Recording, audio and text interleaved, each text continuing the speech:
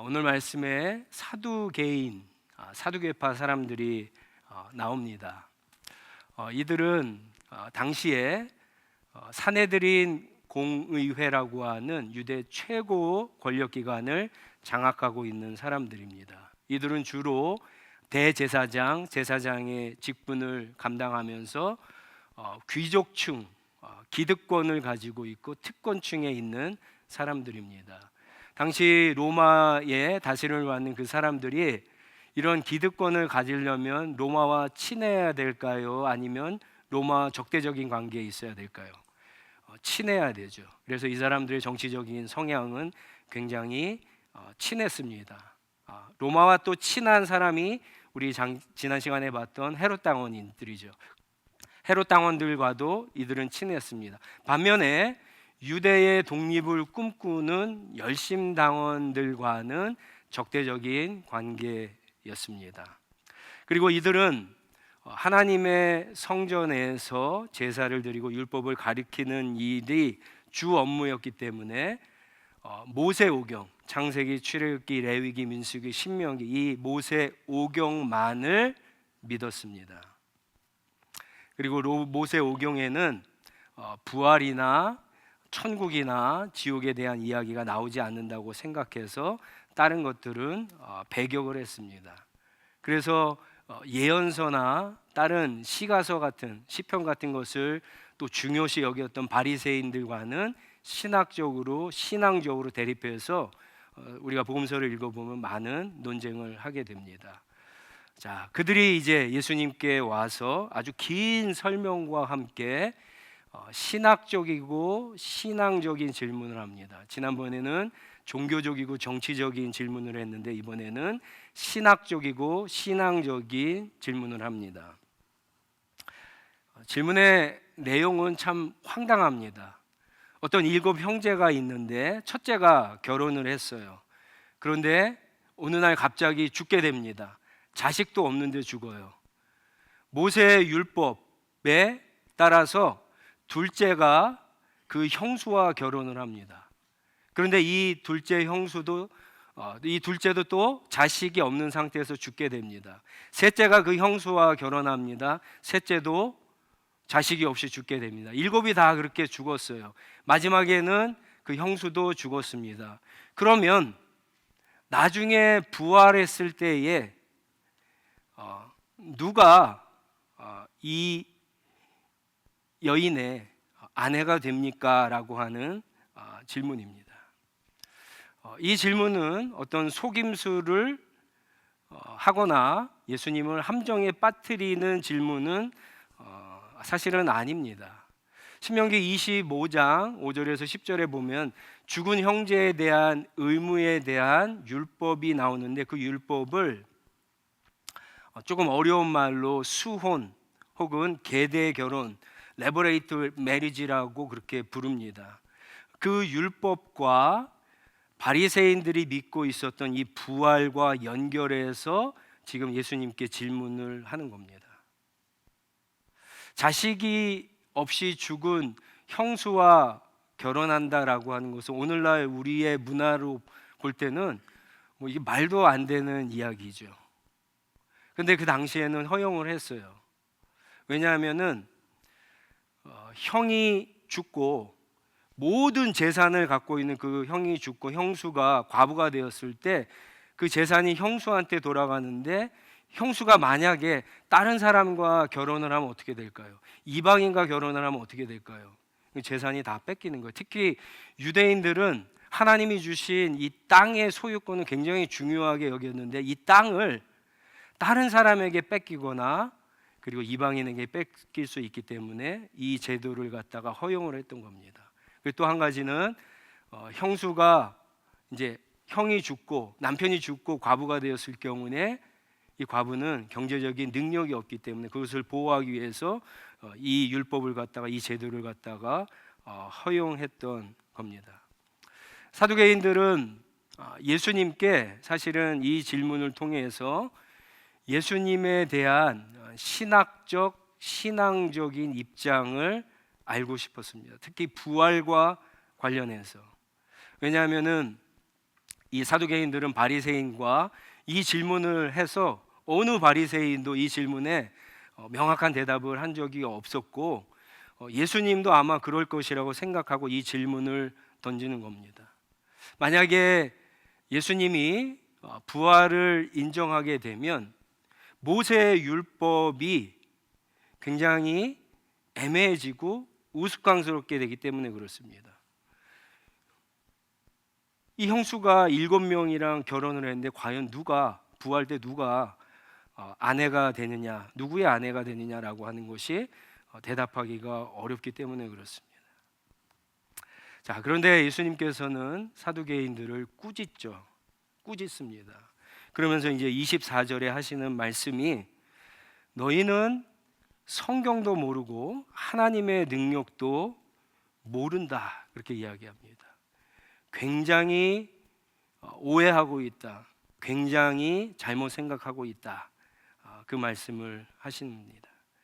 그리고는 이제 거기에 대한 대답을 가르침을 해 주시는데 25절부터 이제 시작을 하죠. 죽은 사람이 다시 살아날 때, 부활할 때에는 결혼이 없다. 그리고 천사들과 같이 된다, 이 말씀을 하십니다. 여러분, 이 말씀을 잘 읽어보셔야 됩니다. 이 말씀을 단순히 우리가 부활 후에 사후세계에 죽었다가 다시 부활해서 하나님 나라에 갔을 때 결혼이 없다라고만 생각하시면 안 되고, 예수님께서 지금 이 말씀을 하시는 진짜 이유는 지금 바리새인들이 오해하고 착각하고 있는 것을 깨닫게 해주시려고 그러는 거예요. 바리새인, 이 사두개 사람들의 생각은 뭐냐면은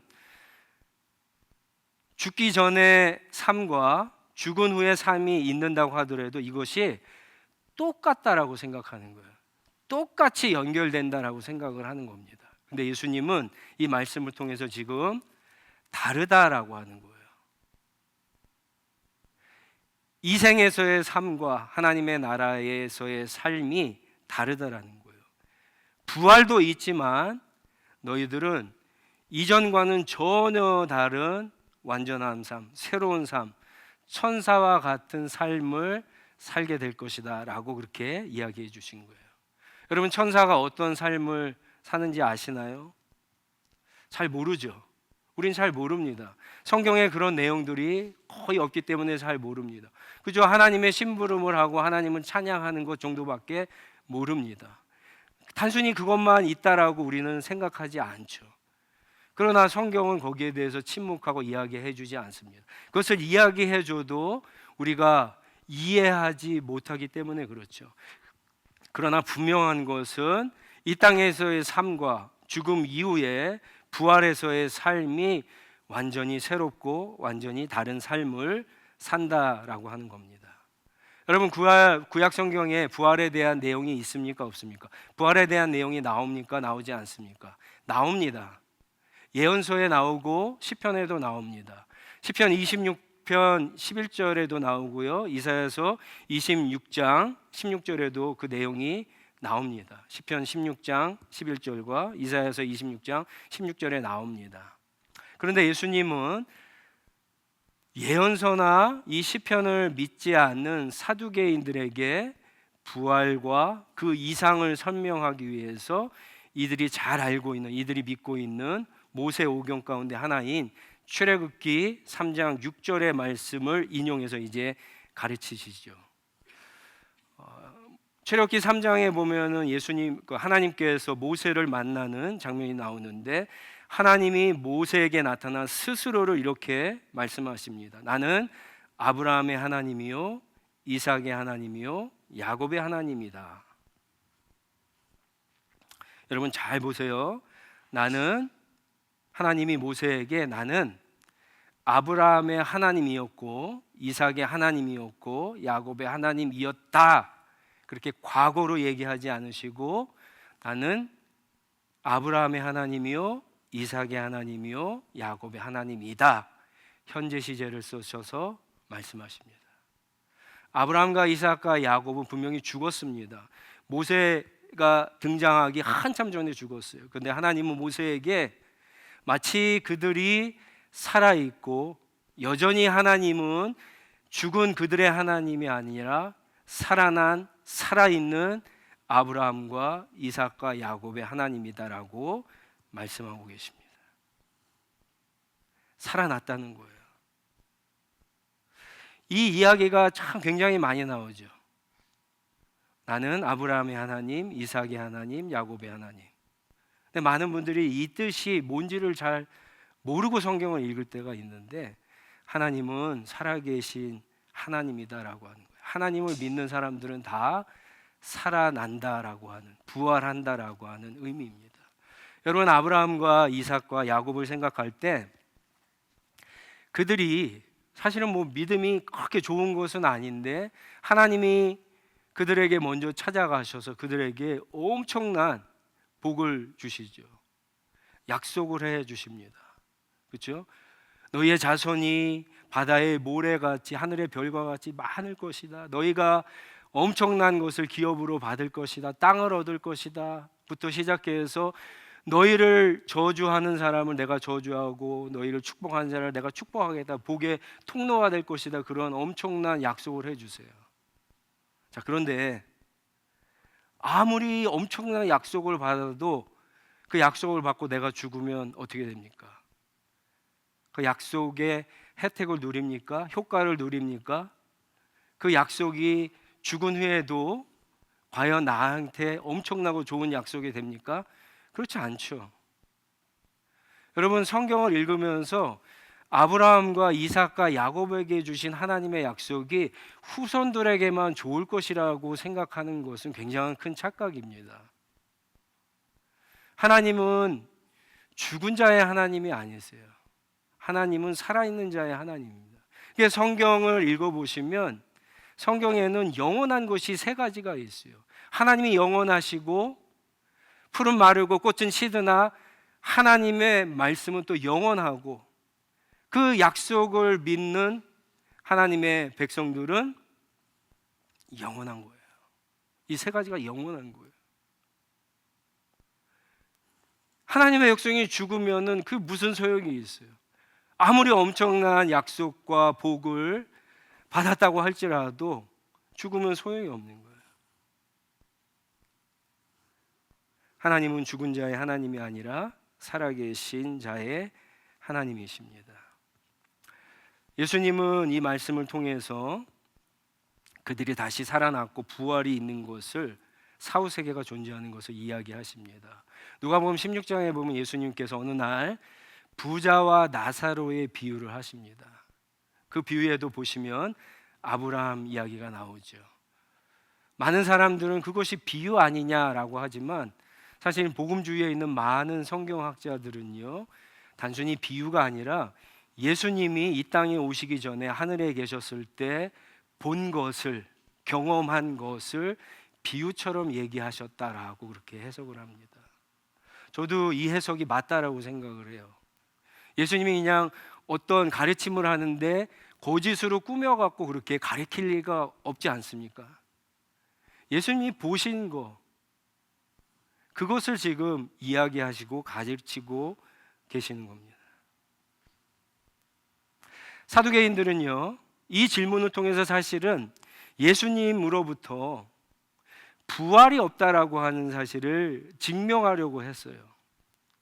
그런데 예수님은 오히려 이 사두개인들이 하나님을 믿고 하나님을 섬기고 예배를 드리는 이 제사장들이 얼마나 모르고 있는가를 지적을 합니다. 뭘 모릅니까? 이들이 성전에서 하나님을 제사하고 율법을 가르치는 사람인데 이들이 얼마나 성경을 모르고 이들이 섬기는 하나님을, 하나님의 능력을 얼마나 모르고 있는가를 지적하십니다.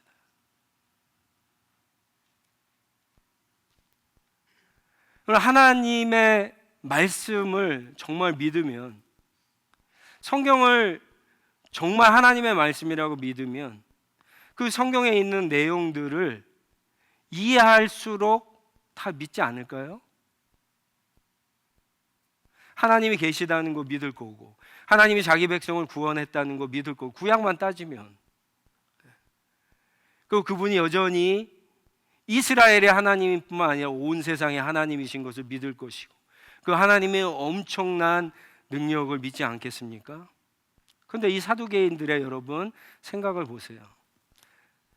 하나님이 사람을 다시 살리고 부활하더라도 율법에 의하면 문제가 있다는 거예요. 7명이 결혼을 했는데 도대체 누구의 아내가 될 거냐, 이런 문제가 생긴다는 거예요. 여러분, 하나님이 죽은 자를 살리실 뿐만 아니라 살아난 사람의 미래까지도 다 책임져 주실 능력이 없을까요? 결국 이 사두개인들의 생각이 뭡니까?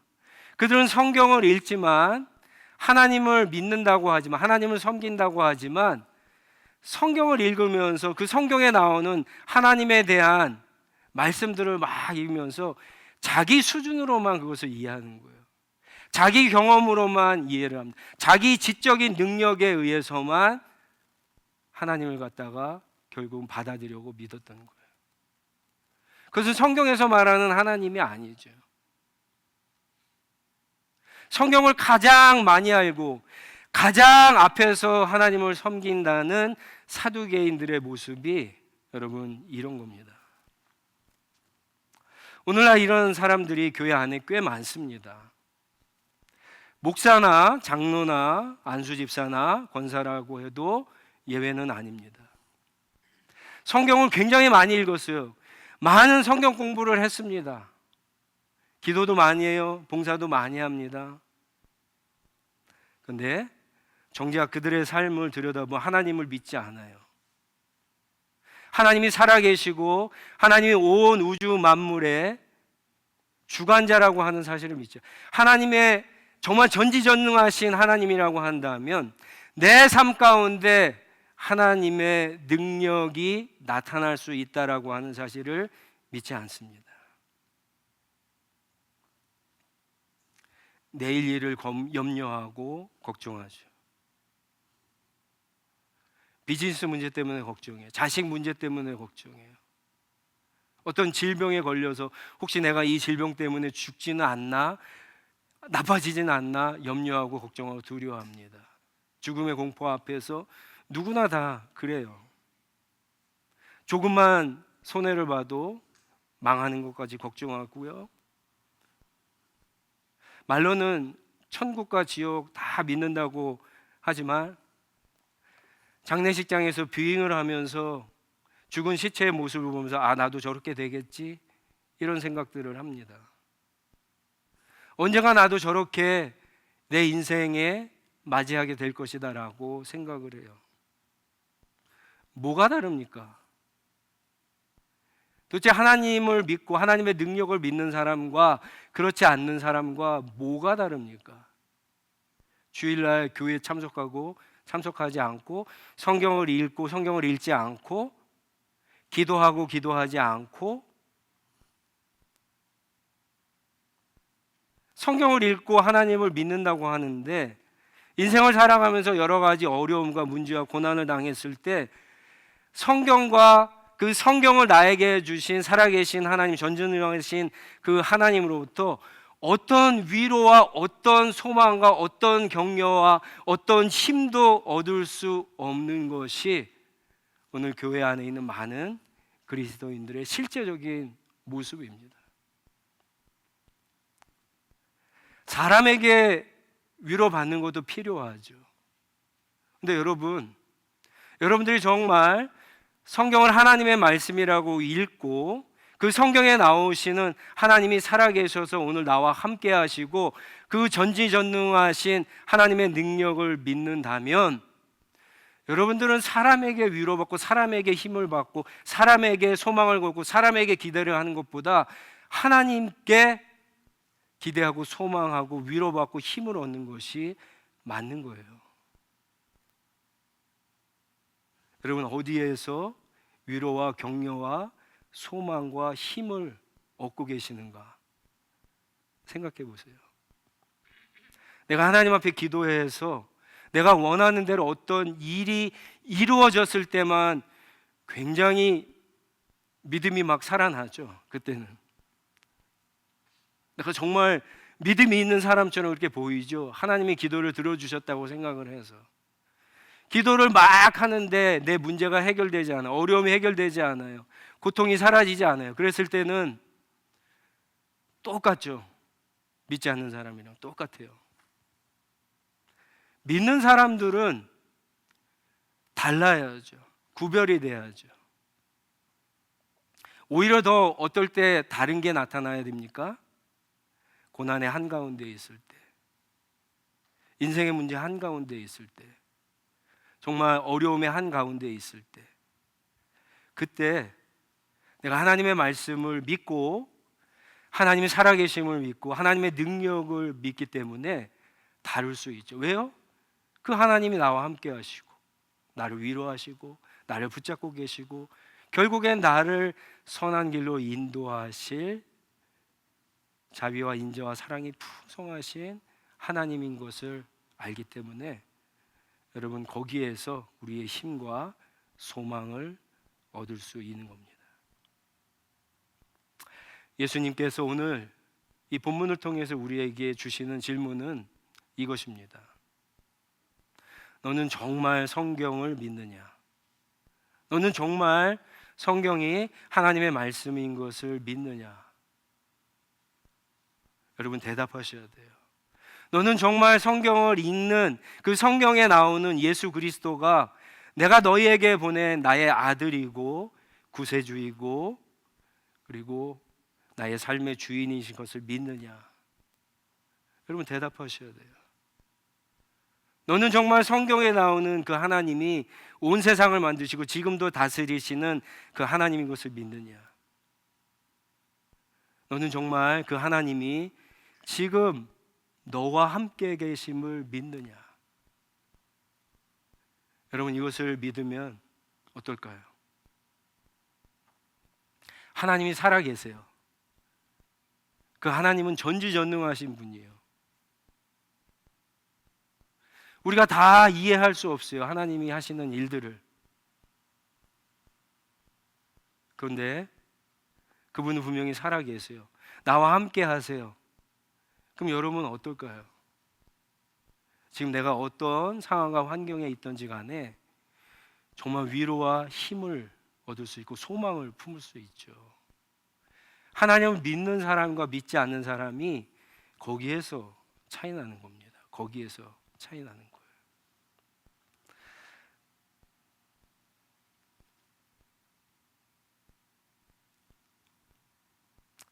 만약에 정말 하나님이 살아계시고 전지전능하신 분이면 여러분 왜 기적을 믿지 못할까요?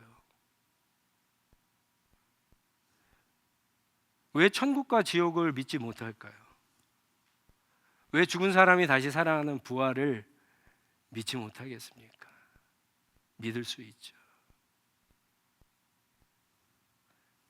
하나님이 살아계시고 하나님이 전지전능하신 분이고 그분이 나를 사랑하시는 분이라면 여러분 다 믿을 수 있는 겁니다. 예수님께서 이제 얼마 후에 며칠 후에 죽으세요. 왜 죽으시는가? 눈으로 보지 않고 경험하지 않으면 믿지 못하는 우리들을 위해서 죽으세요. 여태까지 어느 누구도 죽은 후에 완전히 부활한 사람은 없거든요. 예수님이 처음이자 마지막이었어요. 부활의 열매였어요. 그분이 우리에게 보여주십니다. 직접 십자가에서 죽으시고 무덤에서 부활하심으로 보여주세요. 그분을 직접 경험한 사람이 500명이나 생겼습니다. 그리고 그것이 우리가 지금 보고 있는 이 성경에 기록되어 있습니다. 여러분 성경을 잘 읽고 부활하신 예수 그리스도와 예수를 부활시킨 하나님, 그 하나님의 능력, 성령의 역사하심을 믿으시기 바랍니다. 우리는 하나님이 우리의 인생의 계획과 어떤 일들을 갖다가 준비하고 계획하시는 것들을 다 알 수 없어요. 여러분들이 성경을 아무리 100번 달달달 외운다고 해도 알 수 없어요. 하나님 그런 것들을 알려주시지 않으세요. 우리가 이해하지 못하기 때문에. 그러나 성경을 통해서 우리가 분명하게 아는 것이 있습니다. 그것은 하나님 우리를 사랑하신다는 거예요. 그래서 아들을 보내주신 거예요. 그리고 성령을 우리에게 보내주셨어요. 오늘도 말씀하시고 말씀으로 인도해 주세요. 그 하나님은 능력이 많으신 전지전능하신 분이에요. 그분이 우리와 함께 하십니다. 여러분 이것을 믿으셔야 돼요. 사실 우리가 어떤 문제와 염려와 걱정 가운데 우리의 믿음을 잃어버리고 믿지 않는 사람들처럼 행동하는 것은 하나님이 함께 하심, 이 하나님의 임재하심을 놓쳐버리기 때문에 그래요. 어떤 찬송가의 가사처럼 내가 당하는 어떤 문제가 어느 순간에 하나님보다 더 크게 보이기 때문에 낙심하고 염려하고 실망하고 두려워하죠. 마땅히 믿음으로 해야 할 바를 하지 못할 때가 있습니다. 그러나 여러분 분명한 것은 나를 향하신 하나님의 사랑, 나에게 주신 영원한 생명이 지금 나에게 있고 그 하나님이 지금도 말씀으로 함께 하시고 성령으로 함께 하셔서 나를 붙잡고 계시고 이제까지의 내 삶도 하나님이 나에게 선을 베풀어 주시지만 앞으로의 삶도 더 선한 길로 우리를 인도해 주신다라고 하는 그 확신 가운데 쓰시기 바랍니다. 우리를 향하신 하나님의 사랑은 그 어떤 것들도 끊을 수 없습니다. 막을 수 없습니다. 방해할 수 없습니다. 여러분 그 믿음 가운데 우리가 하나님만 바라보고 여러분 더 하나님께서 이 세상과는 다른 완전하고 더 아름답고 기쁨과 감사 충만한 그런 삶으로 우리를 인도해 주실 믿고 주님과 동행하시는 저와 여러분 되시기 바랍니다. 오늘 이 시간부터는 하나님을 죽은 하나님으로 믿지 마시고 살아계셔서 나와 함께 하시는 살아계신 하나님으로 믿으시는 저와 여러분들이 다 되시기를 주님의 이름으로 축원합니다. 같이 일어나셔서 기도하도록 하겠습니다.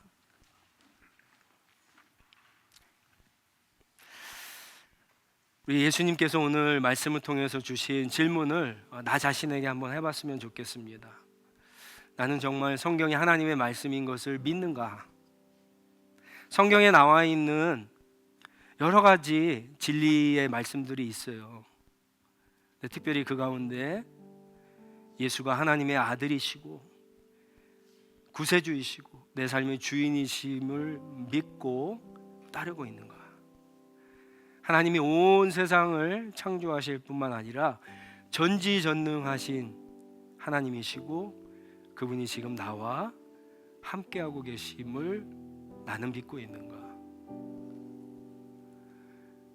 그 믿음 위에 하나님 쓰게 해달라고 그렇게 기도했으면 좋겠습니다. 그러면 여러분 지금 우리에게 벌어지는 일들은요 아무것도 아닙니다. 우리는 앞으로 전진할 수 있고 하나님이 우리를 선한 길로 분명히 인도해 주실 겁니다. 우리의 생각 이상으로 하나님의 은혜가 넘치게 될 줄 믿습니다. 그런 삶을 우리가 살아가게 해달라고 이렇게 기도했으면 좋겠고 특별히 어려움 가운데 있는 나 자신과 우리 형제 자매들이 있다면